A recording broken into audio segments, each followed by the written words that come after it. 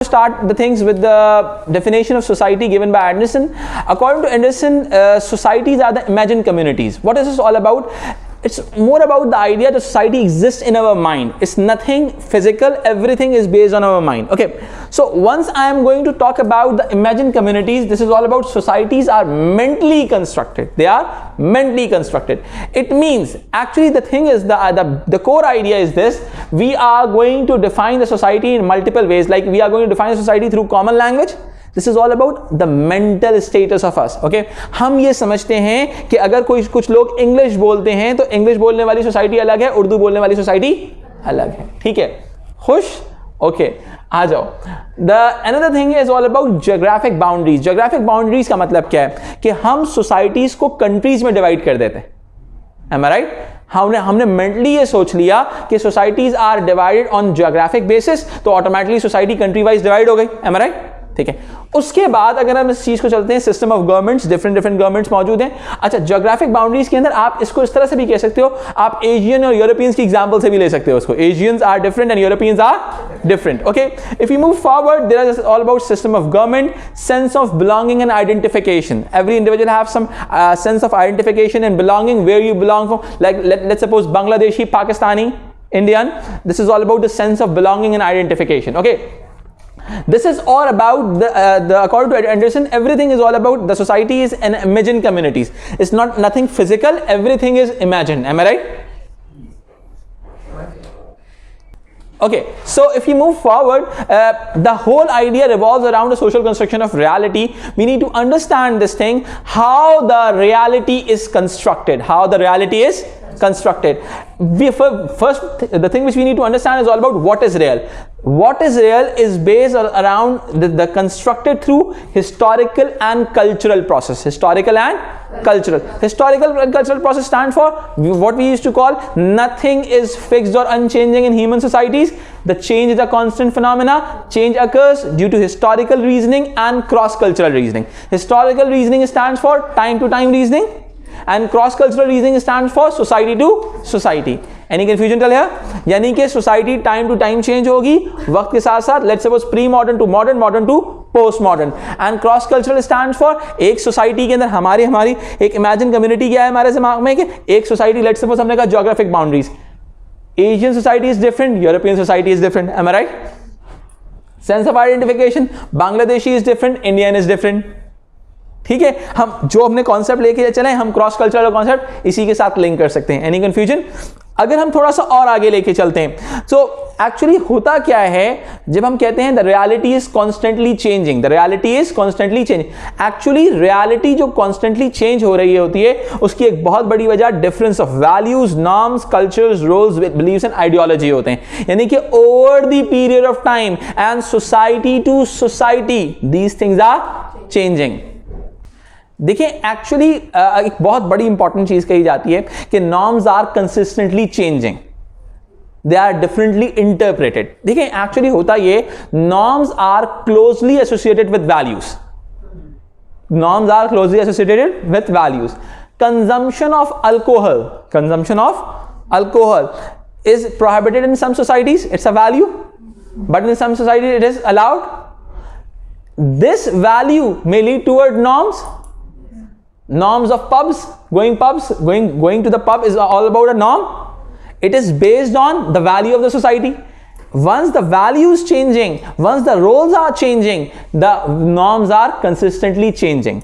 And on the other hand, we can say one more thing कि let's suppose value same है, लेकिन दो लोग एक वैल्यू को डिफरेंट तरीके से इंटरप्रेट करके डिफरेंट नॉर्म्स क्रिएट करें. Am I right? बिल्कुल ऐसे, जैसे let's suppose the people can move in this way कि भाई उन्होंने कहा कि भाई लोग कहते हैं ना कंजम्पशन ऑफ अल्कोहल. भाई कंजम्पशन ऑफ अल्कोहल कह रहे हैं कि मैं शराब पीऊंगा, लेकिन मसला ये है कि मुझे नशा नहीं होगा, बेफिक्र रहो. सही इंटरप्रिटेशन है. वैल्यू डिफरेंट तरीके से एवेल्युएट, नॉर्म डिफरेंट तरीके से डेवलप कर लिया उन्होंने. ठीक है, बिकॉज वो उन्होंने इंटरप्रेट डिफरेंट किया. इसी वजह से हम कहते हैं निगोशिएटेड एलिमेंट है और इंटरप्रिटेशन में डिफरेंशिएशन आ सकता है. क्लियर हो रही है बात? ठीक है. अच्छा जी, अगर बहुत सिंपल सी अगर हम इस चीज को लेके चलें, हमारे पास एक बहुत इंपॉर्टेंट एलिमेंट आता है, that is all about culture, way of life, we used to know about the way of life through our primary and secondary socialization, and the culture is dynamic and constantly changing. Culture is dynamic and constantly changing. हमारे way of life historically and cross culturally constantly change हो रहा होता है, ठीक है. If we move forward, there is something linked with the material and non-material culture. Material culture is more linked towards the physical object, and non-material culture is more linked with the beliefs, values, beliefs and the ideologies linked with the society and or culture. Okay, so this is a core idea, and these things, the cultural things are constantly changing within society and time to time. देखिए, over the period of time the question is के क्या culture क्यों change हो जाता है, culture change क्यों हो जाता है. एक्चुअली सोसाइटी के नॉर्म्स एंड वैल्यूज चेंज हो रहे होते हैं, सही है, पहली चीज तो ये. और अगर मैं इसके और इन डेप्थ आंसर की तरफ जाऊं तो इसकी वजह यह है कि सोसाइटी की नीड्स चेंज हो रही होती हैं. Goals are constantly changing. जब गोल्स चेंज होंगे तो ऑटोमेटिकली उसका इंपैक्ट एक एक चीज पर आएगा, ठीक है. यानी कि जो अब यानी कि अगर हम कहेंगे सुपर स्ट्रक्चर के ऊपर चेंज आएगा. लेट्स सपोज अगर मैं बहुत सिंपल सी बात करूं, मैं यहां पे मार्क्सिस्ट की थ्योरी, इकोनॉमिक डिटर्मिनिज्म की थ्योरी लेके आ जाता हूं, सही है. इकोनॉमिक डिटर्मिनिज्म के मुताबिक क्या है, there is a ideological super structure and there is a economic base, ठीक है. तो इकोनॉमिक बेस में चेंज आएगा तो दूसरी चीजों में चेंज नहीं आएगा, ठीक है. कल्चर जो होता है नॉर्मली आपके कल्चरल इंस्टीट्यूशंस के थ्रू नजर आता है, रिप्रेजेंट होता है. तो जब जाहिर सी बात है cultural institution according to the Marxist the economic determinism वाली थ्योरी है, उसके मुताबिक क्या है, आपका जो इकोनॉमिक बेस है, ठीक है, जब वो चेंज हो जाएगा तो पूरा कल्चरल इंस्टीट्यूशन, आइडियोलॉजिकल इंस्टीट्यूशन भी चेंज हो जाएगा, ठीक है जी. अच्छा, कल्चर के हवाले से अगर मैं थोड़ी सी बात करूं और अगर हम पर्सपेक्टिव्स की बात करें, पहले वाली बुक के अंदर इसका पूरा टॉपिक था लेकिन अब नहीं है. Actually the function is used to support the functions of the culture. What are the functions of the culture? We need to understand this thing. The functions of culture is more about the communication. सबसे बड़ा जो culture का जो element होता है, sense of unity create करता है. मर्जी के फंक्शंस थे कुछ. तो the thing is this कि हमारे पास if we talk about the functionalists used to support the culture, am I right? But according to Marxists, the culture is an element to create the class stratification within the society. The mass culture is going to be linked with the working class of the society, and the elite culture is linked with the capitalist or bourgeoisie within the society. How we represent the elite culture? We used to represent the elite culture with the paintings and everything like that, the classical music. Everything is different. Their subculture is totally different and the mass culture is totally different. Okay, this is very basic idea. If we move forward with the feminist theory, according to the feminist theory is more about the society is more patriarchal. When the society is more patriarchal, then what will happen? The society is going to dominate the patriarchal values. The society is going to inject the patriarchal values through culture. Our differentiation or segregation of gender roles through culture. Am I right? यानी कि culture के अंदर यानी कि differentiated gender roles inject कर दिए जाते हैं, जिसकी वजह से हर इंसान उसी तरीके से act कर रहा होता है. समझ में आई? It's more about a deterministic model. Am I right? यानी कि कल्चर जो होता है वो एक डिटर्मिनिस्टिक मॉडल की तरह से अगर काम करेगा तो ऑटोमेटिकली क्या होगा, वो इंजेक्ट करेगा इंडिविजुअल को और इन्फ्लुएंस करेगा इंडिविजुअल को to act in a particular way. सही है. तो अब फंक्शनिस्ट के नजदीक वो चीज अच्छी है बिकॉज वो चीज जो है सोसाइटी में स्टेबिलिटी क्रिएट कर रही है. But according to Marxist that particular thing may lead towards inequality within the society.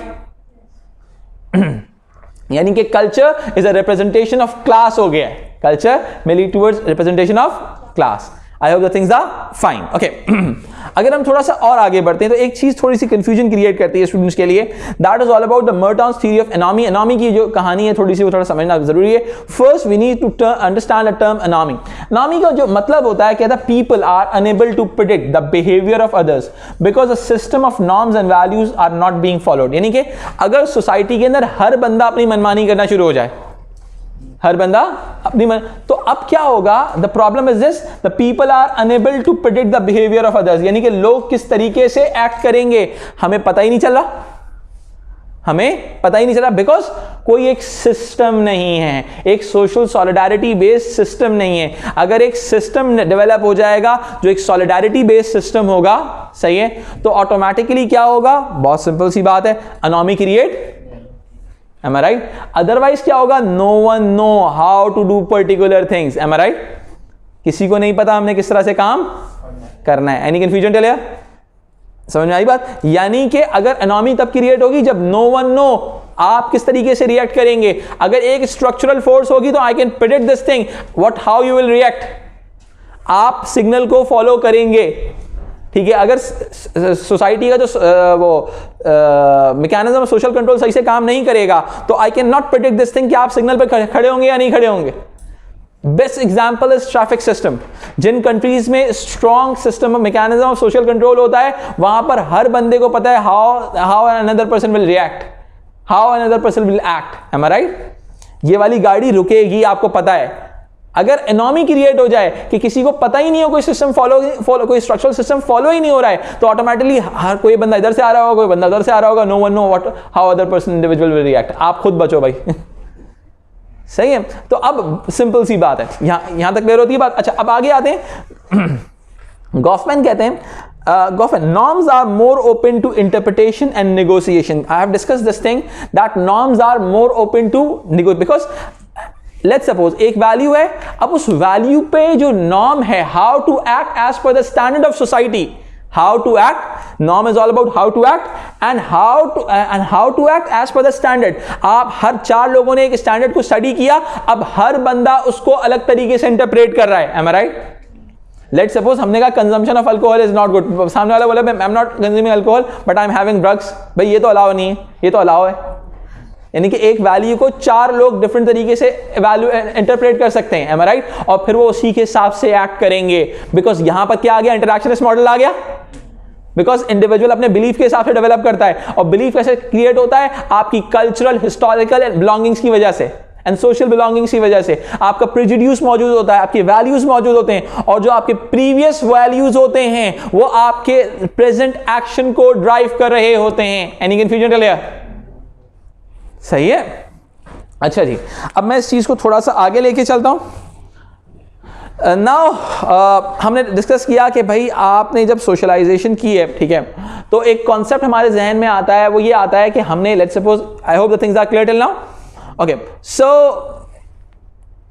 so if we move forward, हम importance of socialization की बात करते हैं। किसकी बात करते हैं? Importance of why socialization is important. If you talk about the basics of socialization, there are 2 basic type of socialization. Number 1, primary, and number 2, secondary socialization. Primary socialization refers to the idea of face-to-face intimate socialization, usually refers to the family and the peer group, and we need to link the secondary socialization with all other social institutions like education, media, religion, state. We used to interact with all these social institutions and we learn the rules within the society, how to act, what to do and what not to do within the society. We used to learn, actually all these social institutions are interlinked and interdependent on each other. All these institutions are interlinked and interdependent on each other. तो हर social institution क्या कराता है, अपना function को fulfill करने के लिए आपको rule learning की तरफ लेके जाता है, आपको values को सिखाता है। समझ रहे हैं मेरी बात? ठीक है। अच्छा जी, इसके अलावा अगर हम थोड़ा सा बात करते हैं socialization, how we taught the behavioural rules. अब क्या है, हमें कुछ ना कुछ बिहेवियर रूल्स सिखाए जाते हैं, आपने ऐसे एक्ट करना है। The education will train you about that, the work place will train you about that, कि किस तरीके से how others expect us to behave, ऐसा ही होता है। तो actually this is all about the process of socialization. This is all about the process of socialization. Okay, so according to some sociologists, number 1 is all about socialization ideas. Number 2, the biology rather than the culture influence individual behavior. According to some individuals, biology pressurize more, enforce individual more rather than culture. Am I right? कुछ लोगों को लगता है कि culture इंसान के behaviour को drive करेगा, लेकिन कुछ लोगों को लगता है कि भाई बायोलॉजी, आपके दिमाग के अंदर कुछ इंस्ट्रक्शंस हैं, कुछ इंस्टिंक्ट्स हैं जो आपके दिमाग में कहीं मौजूद हैं और उसके हिसाब से आप एक्ट कर रहे हो। वही वाली बात, nature versus nurture, here is nurture, here is nature. Okay, afterwards genetics जो लोग स्टडी करते हैं उनका कहना है कि भाई instincts based on biological instructions, आपकी जो इंस्टिंक्ट्स होती हैं, जो आपकी बायोलॉजिकल इंस्टिंक्ट जिनको हम कहते हैं, ये normally they are based on biological instruction और नॉलेज इन्फॉर्मेशन। यानी कि एक जो बायोलॉजिकल इन्फॉर्मेशन और नॉलेज होती है उसके हिसाब से आपकी एक इंस्टिंक्ट बन गई, and instincts are fixed, instincts are, और अब उनके नजदीक नेचर एक चीज बन गई, अब कल्चर उसको हिला नहीं सकता। लेकिन सोशलाइजेशन वाले कहते हैं, नर्चर वाले कहते हैं कि individual behaviour is based on socialization. जैसा सोसाइटी का कल्चर होगा वैसा इंडिविजुअल का एक्शन हो जाएगा, जैसा देश वैसा भेष। M I right? नर्चरिंग वाले कह रहे हैं जैसे लोगों को मैं आसपास देखूंगा मैं वैसे वैसे एक्ट करना शुरू करूंगा। लेकिन जो लोग बायोलॉजिकल एक्सप्लेनेशंस की बात करते हैं कहते हैं कि नहीं, अब्दुल्ला शाहमीर के इंस्टिंक्ट में ये चीज लिख दी गई है तो वो वैसा ही एक्ट करेगा। Oh this is the core debate. Okay, इसके बाद फिर हम आगे बात करते हैं। हमारे पास आइडिया आता है फिरल चिल्ड्रन का। फिरल चिल्ड्रन का जो आइडिया आता है, इस चीज के ऊपर सबसे बड़ी जो इवैल्यूएशन का आर्गुमेंट है वो ये है कि एविडेंसेस आर अनक्लियर। इसके हवाले से जो एविडेंसेस थे वो अनक्लियर हैं, ठीक है। अच्छा, इसके अलावा जो दूसरी चीज आती है, एक्चुअली ये लोग कौन होते हैं? दीज आर द इंडिविजुअल्स जिन्होंने प्राइमरी सोशलाइजेशन की मिस्ड आउट हो चुकी होती है, अंडर सोशलाइजेशन फेस कर रहे होते हैं, ठीक है। तो इसमें जो सबसे पहला हमारे पास केस आता है, हम सैटरडे मेथीन का केस डिस्कस करते हैं। साउथ अफ्रीका में हुआ था, 1987 का केस है। 5 इयर्स की वो बच्ची थी and she was living with the monkeys, ठीक है। इट्स अ बेसिक केस, ठीक है। नॉर्मली वही वाली बात। अब फिरल चिल्ड्रन का जो केस है वो आपकी सोशल जो आपकी सोशलाइजेशन है उसको इन्फोर्स करता है। M I right? वो इन्फोर्स कैसे करता है? जैसे लोगों के साथ आप एक्ट करोगे वैसे ही आप रादर देन वॉकिंग, आप अगर आप मंकी से साथ रहोगे तो आप क्लाइंब करना शुरू कर दोगे, ठीक है। दूसरा केस हमारे पास जीनी का केस आता है। एज 13 इयर्स, कैलिफोर्निया का केस है, 1970 में हुआ था। पाइंस रिपोर्ट करते हैं कि Genie had been isolated in a small room and had not been spoken to by her parents since infancy, यानी कि बचपन से उससे बात नहीं की गई थी। तो आफ्टरवर्ड्स क्या हुआ? She don't know how to talk, how to walk. वो जो बेसिक नॉर्म्स हैं जो आपका आ जाता है, आप इमिटेशन से सीख रहे होते हो, वो आप सीख नहीं रहे हो, ठीक है। एक्चुअली सोशलाइजेशन का अगर मैं बहुत थोड़ा सा डिटेल में एक्सप्लेन करूं इस चीज को, तो हमारे पास क्या समझ में आता है सोशलाइजेशन के हवाले से। देखिए, सोशलाइजेशन ना एक बहुत ब्रॉड एलिमेंट है, ठीक है। वो कैसे ब्रॉड एलिमेंट है, देखिए समझिएगा। सोशलाइजेशन के अंदर हमारे पास बहुत सारी चीजें आती हैं। पहली चीज जो हमारे पास सोशलाइजेशन में आती है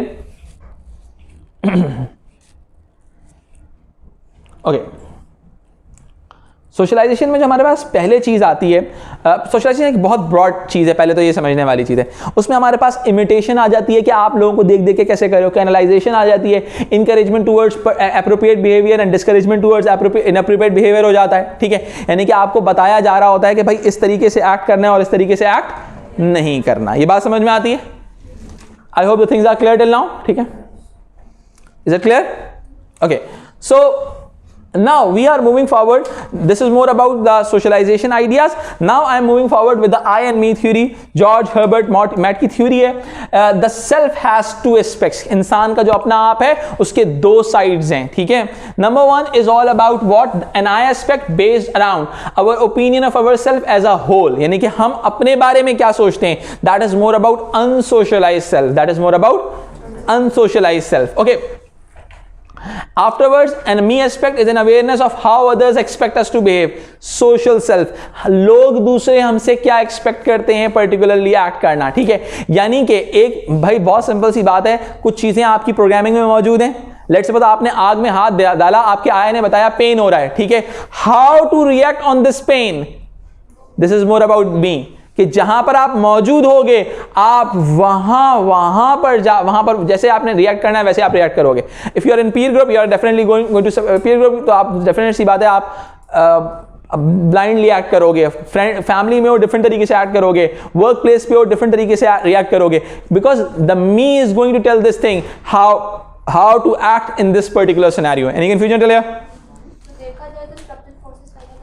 स्ट्रक्चरल फोर्सेस बिल्कुल कर रही होती हैं, ठीक है।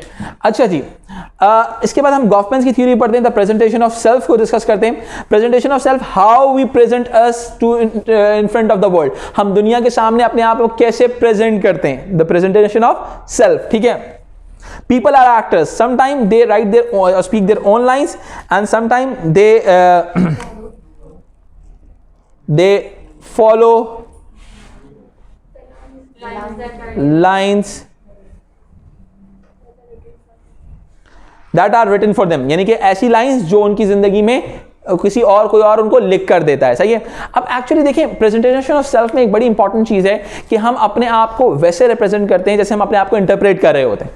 This is more about our interpretation, हम अपनी इंटरप्रिटेशन के हिसाब से अपने आप को प्रेजेंट कर रहे होते हैं। इसके अलावा हमारे पास कूले की थ्योरी आती है, COOLEY, ठीक है, looking glass self, that is more about what the society is just like a mirror and we used to react as per the mirror. हम जिस तरह से मिरर हमें रिएक्ट इंफॉर्मेशन देता है, हम उस हिसाब से रिएक्ट करते हैं, ठीक है। This is all about looking glass self. Any confusion till here? अच्छा जी, चलें अब हम थोड़ा सा इस चीज को आगे लेके चलते हैं। ऑल्टरनेटिव्स थ्योरी के अंदर हमारे पास आते हैं, हमारे पास विल्सन की थ्योरी है और पार्सन्स की कोर थ्योरीज हैं, जो एक्चुअली बायोलॉजिकली एक्सप्लेनेशन की तरफ बात करते हैं कि भाई विल्सन कहते हैं biological basis of all human behaviour, biological programming की बात करते हैं। कहते हैं कि भाई difference between male and female biological है, जिसका इंपैक्ट ये आ रहा है कि females are more passive and males are more aggressive, ठीक है। ये बात बहुत बेसिक सा आइडिया क्रिएट होता है इसमें। अगर मैं इसको और एक्सप्लेन करूं, तो this is more about Parsons. Parson ने इसी आइडिया को कंटिन्यू किया और उसने इस आइडिया को कंटिन्यू किया किसके अंदर? जेंडर रोल्स के अंदर, कि भाई फैमिली के जो फैमिली रोल्स हैं वो किस तरह से रहेंगे। Family roles, their roles are based on evolutionary biological principles. Male will perform the instrumental role and female will perform the expressive role. I hope the things are fine. Okay, so if we move forward, तो अब थोड़ा सा हम इस चीज को यहां पर हम नेक्स्ट टॉपिक की तरफ जाते हैं, ठीक है। And now we are talking about the structuralism, ठीक है। अब देखिए स्ट्रक्चरलिज्म की जब मैं बात करता हूं, the first thing which you must need to know, listen everyone listen. अब मैं इसके साथ ही आप लोगों के साथ जो आपकी थ्योरीज हैं, कौन सी आपकी जो थ्योरीज हैं, किस चीज़ की? रिसर्च की थ्योरीज है, मैं उसके पर भी बात करूंगा साथ साथ, ठीक है। Listen to me, the thing is this, the idea is very simple. अगर हम स्ट्रक्चरलिज्म की बात करते हैं तो we are going to say there are some underlying forces behind an individual action. अच्छा जी, अब देखिए मेरी बात सुने, बहुत सिंपल सी बात है, मैक्रो सोशियोलॉजिकल है, डिटर्मिनिज्म है, determinist structural forces drives an individual action, ठीक है। फिर आते हैं हमारे पास, याद रखिएगा, चाहे फंक्शनलिस्ट हो या मार्क्सिस्ट हो, they both were saying the similar thing, that there are some deep underlying forces within the society behind an individual action. इंसान का एक्शन जो होता है कुछ इनविजिबल फोर्सेस के कंट्रोल में होता है। फंक्शनलिस्ट उस फोर्स को नाम देती हैं सोशल सॉलिडारिटी का, और मार्क्सिस्ट उस फोर्स को नाम देते हैं किसका? कैपिटलिज्म का। कि कैपिटलिज्म क्या है? Capitalism drives an individual action. False class consciousness create हो गया, एक इंसान ने एक्सेप्ट कर लिया कैपिटलिस्ट वैल्यूज को। फिर क्या होता है? फंक्शनलिस्ट क्या करते हैं? फंक्शनलिस्ट बहुत सिंपल सी बात है, कहते हैं सोशल सॉलिडारिटी क्रिएट हो रही है, ठीक है। सॉलिडारिटी यानी कि everyone individual is following that particular thing, ठीक है। अच्छा, अगर इसमें साथ साथ मैं आपको एक दो और कॉन्सेप्ट भी साथ साथ डिस्कस कर लेता हूं। This is the concept of mechanical solidarity and organic solidarity, ठीक है। Mechanical and organic solidarity. देखिए कुछ चीजें ऐसी होती हैं, पहली चीज समझिएगा, अगर मैं मैकेनिकल को सॉलिडारिटी की बात करूं तो this is more about the idea कि इंसान अपने वैल्यूज की वजह से इंटीग्रेशन की तरफ आ रहा है, अपने वैल्यूज की वजह से इंटीग्रेशन की तरफ आ रहा है। अपनी वैल्यूज ऐसी हो गई हैं जिसको हम कह सकते हैं वैल्यू कंसेंसस क्रिएट हो गया, ठीक है। दूसरा ऑर्गेनिक सॉलिडारिटी का मतलब यह है कि इंसान जो है किसी दूसरे इंसान पर डिपेंडेंट है, दूसरे इंसान पे डिपेंडेंट है, ठीक है, दूसरे इंसान के रोल पर डिपेंडेंट है, तो एक दूसरे के साथ इंटीग्रेट कर रहे हैं वो, और कंसेंसस क्रिएट हो गया सोसाइटी के अंदर, ठीक है। तो this is the concept of organic and mechanical solidarity, ठीक है जी। एक्चुअली जो स्ट्रक्चरलिस्ट थ्योरीज हैं वो बात करती हैं डीप अंडरलाइंग फोर्सेस के हवाले से, तो इन्होंने इन दोनों चीजों पे काम किया हुआ है, ठीक है। इसके अलावा अगर हम अब देखिए मेरी बात सुने, फंक्शनलिस्ट की बात करते हैं। अब देखिए मेरी बात सुनिएगा, मैं आपको यहाँ पे बहुत सिंपल सी बात बता रहा हूँ। एक्चुअली अगर मैं स्ट्रक्चरलिस्ट मेथोडोलॉजी पे रिसर्च करना चाहूं, ठीक है, तो मुझे क्या करना पड़ेगा? मुझे पॉजिटिविस्ट मेथोडोलॉजी फॉलो करनी पड़ेगी। फैक्ट्स को आइडेंटिफाई करूंगा, किसको आइडेंटिफाई करूंगा? फैक्ट्स को आइडेंटिफाई करूंगा, ताकि मैं वो लॉज बना सकूं। लॉज में क्या होता है? लॉज में सिंपल सा फिनोमेना यूज होता है। लॉज में सिंपल सा फिनोमेना क्या यूज होता है? समझिएगा, एक लॉ हमेशा एक जैसा रहेगा, एम आई राइट? एक लॉ के अंदर कोई चेंजिंग हर बंदे पर वो सिमिलर लेवल पर इंप्लीमेंट होगा। भाई लेट्स सपोज नेचुरल साइंसेस वाले लॉज आइडेंटिफाई करते हैं, अब उसी फॉर्मूले को गेन करने के लिए वो क्या करते हैं? हाई रिप्रेजेंटेटिव सैंपल्स की तरफ जाते हैं। किसकी तरफ जाते हैं? High representative samples. अब हाई रिप्रेजेंटेटिव की तरफ रिप्रेजेंटेटिवनेस कैसे आएगी? लेट्स सपोज दरकेम ने यूज किया सुसाइड के अंदर अपनी जो डेवलपमेंट वर्किंग थी, उसने ऑफिशियल स्टैट्स को यूज किया। किसको यूज किया? ऑफिशियल स्टार्ट्स को जब उसने यूज किया तो इसकी वजह क्या थी ऑफिशियल स्टार्ट्स को यूज करने की? क्योंकि ऑफिशियल स्टार्ट्स इंडिविजुअल बिहेवियर को का फैक्चुअल रीजनिंग दे सकते थे कि what are the facts behind an individual action. Any confusion till here? There are some facts behind an individual action. वो फैक्ट्स क्या हैं उसको आइडेंटिफिकेशन आपको वहां पर मिल सकती है. Any confusion till here? Any problem till here? ठीक है. अब देखिएगा, अब मैं अगर और बात करूं तो ये लोग ऑब्जेक्टिव मेथोडोलॉजी की बात क्यों करते हैं? Because they just want to know about the fact without any external influence. कि भाई अगर ऑब्जेक्टिविटी आप कॉम्प्रोमाइज करोगे तो कोई इंसान की वैल्यूज, रिसर्चर की वैल्यूज उस रिसर्च पर इंपैक्ट क्रिएट कर सकती है. और आपका जो फैक्चुअल स्टडी है जिसको आपने आगे जाके लॉ में कन्वर्ट करना है, वो रिसर्च खराब हो जाएगी. ठीक है. अच्छा, इनके ऊपर एक बहुत बड़ी क्रिटिसिज्म भी है कि भाई इनकी मेथोडोलॉजी जो है, यानी कि जो फैक्चुअल मेथोडोलॉजी है या ऑब्जेक्टिव या वैल्यू फ्री मेथोडोलॉजी है, ये इसको गेन करना पॉसिबल नहीं है. ठीक है. इसकी बहुत सारी रीजनिंग है. इसके अंदर हमारे पास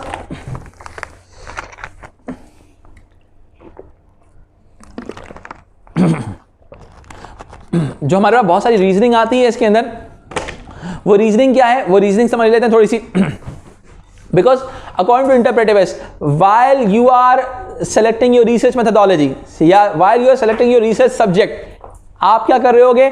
आप जो होगे डेफिनेटली बात है, you are using your values, you are using your prejudice, आप उस चीज को यूज करोगे. इसके अलावा अगर मैं और थोड़ी सी बात करूं आपसे आगे से, समझिएगा तो क्या बात समझ में आती है? लेट्स सपोज एक्चुअली बहुत सारे जो इंटरप्रेटिविस्ट हैं इनका आर्गुमेंट ये है कि जो आपके मार्क्स जो पॉजिटिविस्ट हैं, they were just trying to prove one hypothesis. वो एक हाइपोथेसिस को प्रूव करने के लिए कुछ भी कर सकते हैं, because they will get the grants out of it. उनको ग्रांट्स मिलेंगे, पैसे मिलेंगे.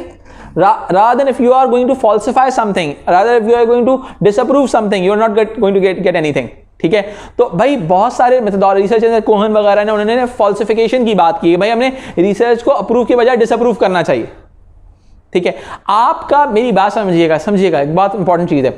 आपके जो पॉजिटिविस्ट हैं उनकी मेथोडोलॉजी को हम हाइपोथेटिको डिडक्टिव अप्रोच भी कहते हैं, because that approach is going to extracted from hypothesis. आप उस हाइपोथेसिस को निकाल के प्रूफ करने की कोशिश कर रहे होते हो. समझ में आई बात? क्लियर हो रही बात? अब इसी तरह से ये साइंटिफिक में भी आ जाती है बात कि भाई हमारी सोशियोलॉजी साइंस है या नहीं है. ठीक है. अब जैसे बहुत सिंपल सी बात है, हमारी जो रियलिज्म है वो क्लोज सिस्टम और ओपन सिस्टम की बात करते हैं. क्लोज सिस्टम और ओपन सिस्टम का मतलब है, क्लोज सिस्टम का मतलब है कि एक ऐसी साइंस जो फिजिक्स केमिस्ट्री जिसमें कोई चीज चेंज नहीं हो सकती. वैल्यू 9.8 और 9.8 ही रहेगी. M I right? लेकिन हमारी जो मेट्रियोलॉजी है वो भी साइंस है, यानी कि जो वेदर की स्टडीज है, लेकिन उसके अंदर रिलेटेबिलिटी मौजूद है. साइंस यानी कि things are not fix, variable हैं थिंग्स उसके अंदर. तो रियलिस्ट के नजदीक जो है आपकी जो sociology could be the open system जहां पे वेरिएबिलिटी हो सकती है, not in the close system. Am I right? ठीक है. तो ये चीज समझ में आती है. जो आपके जो इंटरप्रेटिविस्ट हैं वो नहीं मानते इस चीज को कि वैल्यू फ्री सोशियोलॉजी पॉसिबल है. वो फैक्चुअल स्टडीज की बात नहीं करते. समझ में आई बात? अब आपके पास जो स्टडीज होती हैं इसके अंदर, जैसे आपकी सुसाइड की स्टडी है. ठीक है.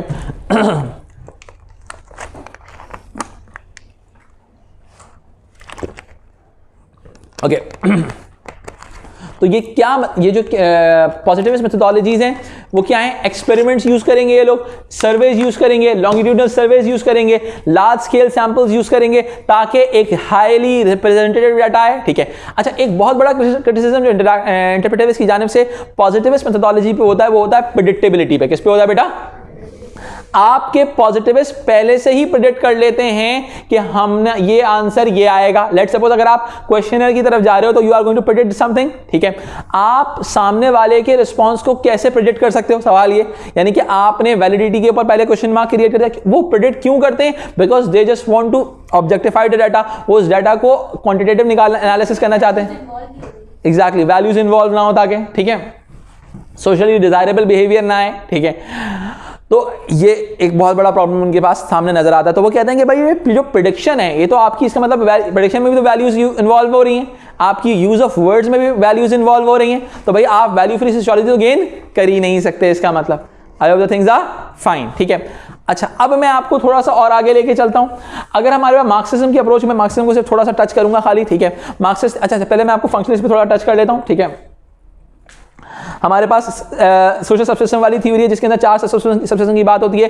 पहला है आपका पॉलिटिकल सिस्टम जो स्टेट रन करता है, दूसरा है इकोनॉमिक सबसिस्टम जो कि आपका वर्क प्लेस रन करता है, थर्ड है कल्चरल सबसिस्टम जिसमें एजुकेशन, मीडिया, रिलीजन आ जाता है, and the fourth one is क्या कहते हैं, फैमिली है जो एक अपना एक सबसिस्टम मौजूद है। ठीक है, इसके अलावा ऑर्गेनिक एनालॉजी की थ्योरी ये कहती है society is just like a human body and all the social institution act like the organ of that human body. Once they function the society is used to function and they all are interlinked and interconnected with each other. ठीक है, अच्छा इसके अलावा AGIL है adaptation, goal attainment, integration and latency. ये 4 functions हैं जिसको perform करना बहुत जरूरी है। हर सोशल इंस्टीट्यूशन अपने अंदर ये तमाम चीजें परफॉर्म कर रहा होता और ओवरऑल सोसाइटी के अंदर भी ये चारों चीजें परफॉर्म हो रही होती हैं। ठीक है,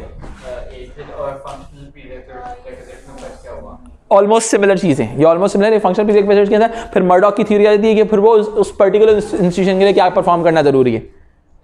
ठीक है, यानी कि फंक्शनल पीरियड ऐसा इज अ जनरल की टर्म जिसको आप कहीं पे भी यूज कर सकते हैं, यानी कि इसका मतलब है कि इस इंस्टीट्यूशन के काम करने या सोसाइटी के लिए काम करने के लिए ये चीज करना जरूरी है। ठीक है, एग्जैक्टली बिल्कुल ऐसा ही है। अच्छा जी, ये चीज क्लियर होती है। मार्क्सिज्म में हमारे पे अल्थूजर की थ्योरी आ जाती है। ठीक है, अच्छा अल्थूजर की थ्योरी, अच्छा आपने जो फैमिली में स्टडीज पढ़ी हैं वो स्टडीज आप इसमें इंटीग्रेट कर सकते हैं, कोई मसले की बात?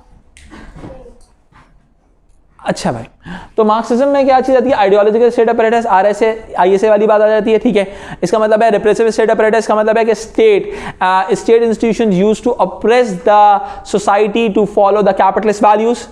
ठीक है, ISA का मतलब है ideological institution like family, education, media, religion, they used to create some conformity within the society in the favor of capitalism, like they develop the phenomena that inequality is a natural phenomena. ठीक है, इसके अलावा आप ज़र्ट्स्की की भी theory ला सकते हैं। ज़र्ट्स्की ने क्या कहा था कि the family is a target of advertisers. Family ने प्राइवेटाइज न्यूक्लियर फैमिली की बात की, प्राइवेटाइज फैमिली की बात की। इसका मतलब ये कि जो family is acting as a stabilising force. सही है, आप एजुकेशन के अंदर सारे प्रिंसिपल्स को, कॉरेस्पॉन्डेंस प्रिंसिपल को ला सकते हैं, हिडन करिकुलम को ला सकते हैं। Correspondence principle stand for the structure of education reflects the structure of workplace. Hidden curriculum को ला सकते हैं, कल्चरल रिप्रोडक्शन को ला सकते हैं। ठीक है, उसी तरीके से आपका religion is going to give the justification of inequality. सही है, religion used to give the justification of inequality जो मार्क्सिस्ट को लगता है। और उसके अलावा उनको लगता है कि religion dull down the pain of operation. Religion जो होता है वो जो आपका पेन ऑफ ऑपरेशन यानी कि जो दबाने का या जुल्म का जो पेन होता है उसको खत्म कर देता है। सही है, it could be considered as like this. Media is going to control by the capitalist and the media is also working as an ideological state apparatus. Am I right? समझ में आई बात? अच्छा, उसके अलावा फंक्शनलिस्ट के अंदर भी आप वही वाली थ्योरीज कि यूनिवर्सलिस्टिक एंड पर्टिकुलरिस्टिक वैल्यूज वाली बात आ जाती है। सोशल सॉलिडारिटी की बात आती है कि all these institution are creating social solidarity within the society. Any confusion?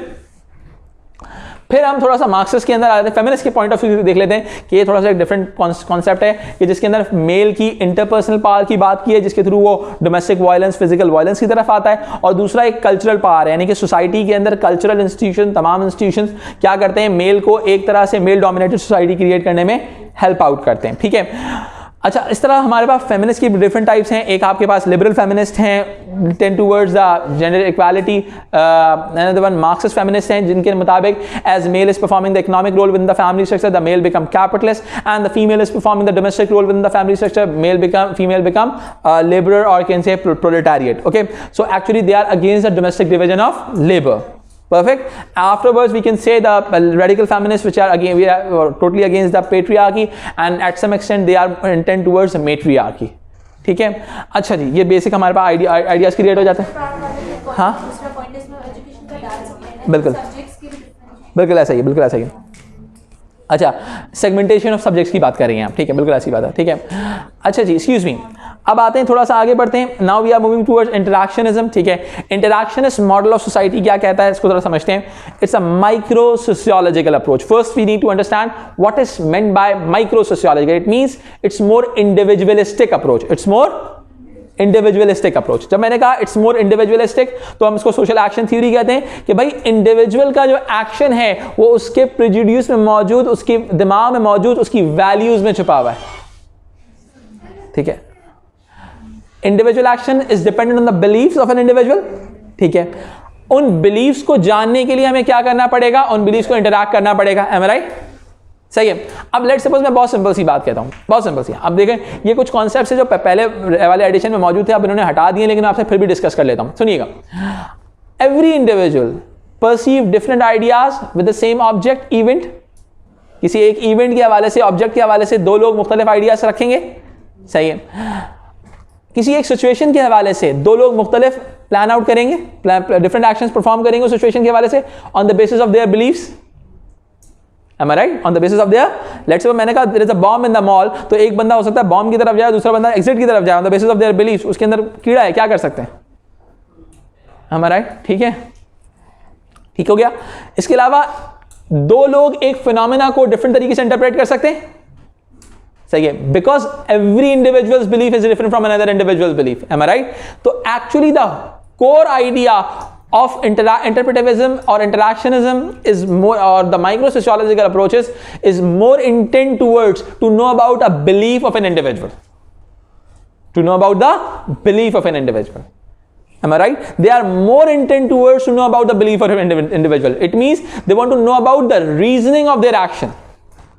They want to know about the reasoning of why this individual is acting in this way. Why this individual is acting in this particular way. That because that's why they are going for the methodologies based on qualitative data, based on language. What I use? Based on language. Their methodologies are based on language, based on qualitative form of data, because they don't want to know about the negotiation about particular thing, interpretation about particular thing. They want to know about the subjective information behind their mind. Am I right? They want to know how an individual act. Once you want to know about how an individual act, according to the micro-sociological approaches, you need to know about their beliefs. Am I right? And beliefs are more subjective. They are not objective according to micro-sociological approaches. To know the beliefs, you need to go for the methodologies based on high validity, like qualitative data, subjective data. Methodologies based on high validity. Am I right? But whenever you are going for the high validity, you need to sacrifice your reliability, you need to sacrifice your objectivity, you need to sacrifice your representativeness, because these methodologies are not possible to evaluate or analyze. Objective methodologies will definitely help you out. You can get a data from thousands of individuals, and you can do whatever. You can just analyze the data through computer softwares like SPSS, MS Excel. But if we talk about the subjective form of data, the first thing is reporting is very difficult. That's why they call it these methodologies are not value free. They are not objective. They are not objective. ठीक है, तो value free methodologies तो नहीं है ये, ठीक है, because उसके अंदर एनालिसिस जो है और इंटरप्रिटेशन जो है वो इंडिविजुअल की इन्वॉल्व हो रही है, सही है. अच्छा जी, अब इसके अंदर क्या कहते हैं, they used to study individuals interactions. Schutz कहते हैं कि subjective meanings give rise to objective world, यानी कि एक रीजनिंग मिलती है उस चीज को.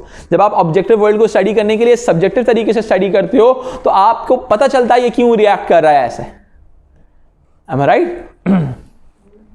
यही तरीका है. अच्छा, अगर मैं इस चीज की बात करूं तो आपके positivist will definitely oppose this idea. अच्छा, इनकी फेवरेट मेथोडोलॉजी क्या है? इनकी फेवरेट मेथोडोलॉजीज इंटरैक्शन बेस्ड हैं, अनस्ट्रक्चर्ड इंटरव्यूज, सही है.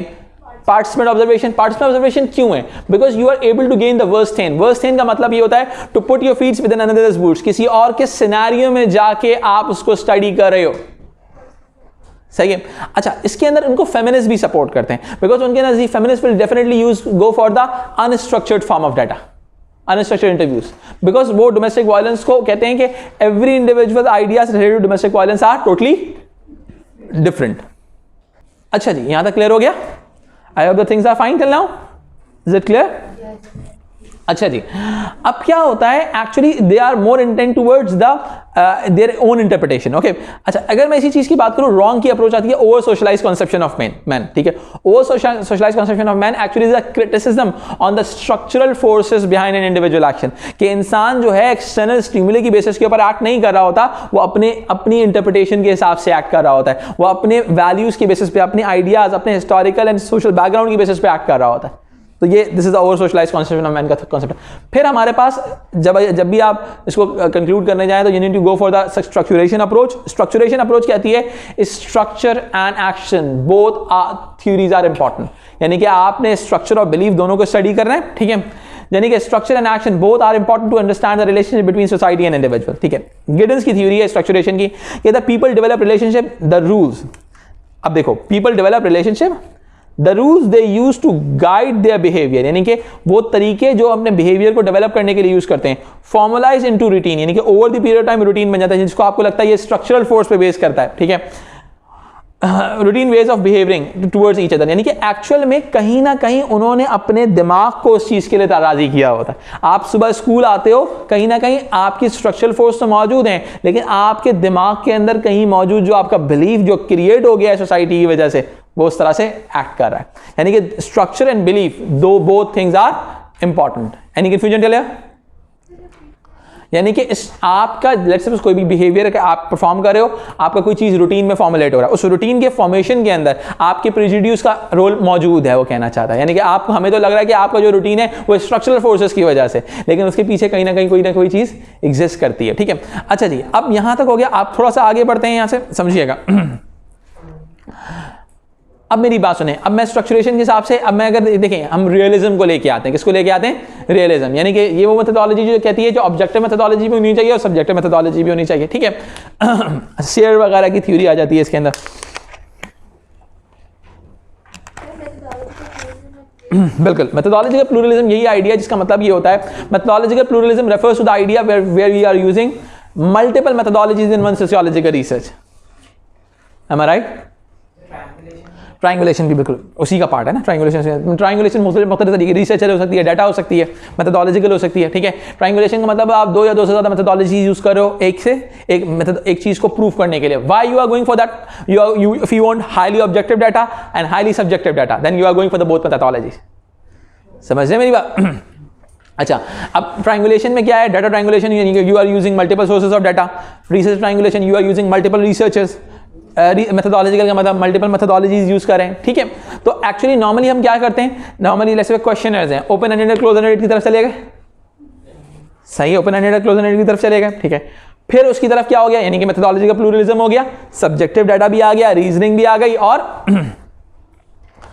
किसकी तरफ भी आ गया आप? आपके ऑब्जेक्टिव डाटा भी आ गया, आपने एनालाइज कर लिया उसको। एनी कंफ्यूजन चलेगा? रियलिज्म इसकी थ्योरी है, जैसे पॉजिटिविज्म क्वांटिटेटिव डाटा को डिफाइन कर रहा होता है, की थ्योरी है। सब्जेक्टिव डाटा की थ्योरी इंटरप्रेटिविज्म है। मेथोडोलॉजिकल प्लूरलिज्म की जो थ्योरी है वो रियलिज्म है। सही है, क्लियर हो गया? अच्छा जी, अब मेरी बात सुने। अब कोई भी रिसर्च मेथोडोलॉजी डिसाइड होगी, कोई भी रिसर्च मेथोडोलॉजी डिसाइड होगी, उसके एक्चुअल में 3 तरह के रीजनिंग होते हैं। क्या होते हैं बेटा? 3 तरह के रीजनिंग। पहला होता है एथिकल रीजनिंग, सबसे पहले होता है मेथोडोलॉजिकल रीजनिंग। सही है, मेथोडोलॉजिकल रीजनिंग का मतलब क्या होता है कि मेथोडोलॉजिकल प्रायोरिटीज या मेथोडोलॉजिकल चॉइसेस, कि आप जो हो, जिसको हम थ्योरेटिकल चॉइसेस कहते हैं, सॉरी, थ्योरेटिकल चॉइसेस का मतलब क्या होता है कि आप अगर पॉजिटिविस्ट हैं, you are going for quantitative data, अगर आप इंटरप्रेटिविस्ट हैं, you are going for the qualitative data. Am I right? अगर आप रियलिस्ट हैं, you are going for the both sort of data. सही है, फिर मैं अगर इस चीज को आगे लेके चलूं, एक्सक्यूज मी, अगर मैं इस चीज को आगे लेके चलूं तो क्या चीज आती है? प्रैक्टिकल रीजनिंग आती है। प्रैक्टिकल रीजनिंग का मतलब टाइम, कॉस्ट, सब्जेक्ट मैटर। अगर आपका टाइम है तो you are going for the primary methodologies, cost है प्राइमरी की तरफ जाएंगे। सब्जेक्ट मैटर, अगर आपने कोई हिस्टोरिकल रिसर्च करनी है तो आपने हिस्टोरिकल सेकेंडरी डाटा की तरफ जाना पड़ेगा, because you can't collect all of them. ठीक है, फिर मैं अगर इसको और आगे लेके चलता हूं मेरे भाई, तो क्या समझ में आता है? एथिकल रीजनिंग आती है। लेट्स सपोज किसी का फिजिकल कंसेंट का प्रॉब्लम नहीं होना चाहिए, परमिशन इश्यूज नहीं होने चाहिए।